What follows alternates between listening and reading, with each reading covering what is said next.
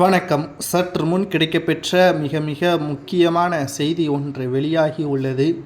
அனைத்திந்திய அண்ணா திராவிட முன்னேற்றக் கழகத்தின் செயற்குழு கூட்டம் டிசம்பர் 15ஆம் தேதி நடைபெற உள்ள நிலையில் நீதிமன்றத்தில் வழக்கு ஒன்றை தொடர்ந்துள்ளார் ஓபிஎஸ் அவர்கள். இதில் கட்சிக்கு அப்பாற்பட்டு இந்த செயற்குழு கூட்டத்தை நடத்துகிறார் என்றும், குறிப்பாக வருடத்திற்கு ஒரு முறைதான் நடத்த வேண்டும். ஏற்கனவே இவர் ஜனவரி தொடக்கத்தில் ஒரு செயற்குழு கூட்டத்தை நடத்தியுள்ளார். மீண்டும் தற்பொழுது டிசம்பர் இறுதியில் இந்த பொதுக்கூட்டத்தையும் செயற்குழு கூட்டத்தையும் நடத்துவதற்கான காரணம் என்ன என்ற விளக்கத்தையும் அளிக்க வேண்டும். தற்பொழுது நீதிமன்றத்தில் வழக்கு நிலுவையில் உள்ளது. பொதுச்செயலாளராக எடப்பாடி கிடையாது. ஆகையால் அவர் பொதுக்குழுவையோ செயற்குழுவையோ கூட்ட முடியாது.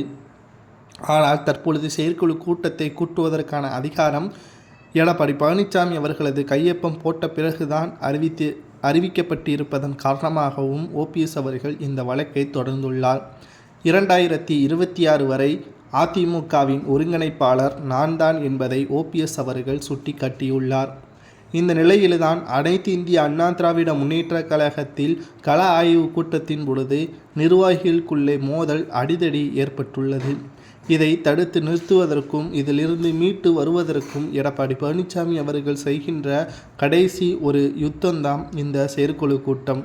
இதில் அதிமுகவின் செயற்குழு கூட்டத்தின் பொழுது நிச்சயமாக செய்தியாளர்கள் இதில் கலந்து கொள்ளக்கூடாது என்றும், யார் வர வேண்டும் என்பதற்காக அழைப்பிதழ்கள் கொடுக்கப்பட்டவர்கள் மட்டும்தான் இந்த செயற்குழு கூட்டத்தில் வர வேண்டும் என்றும் எடப்பாடி பழனிசாமி அவர்கள் திட்டவட்டமாக தெரிவித்திருக்கிறார்.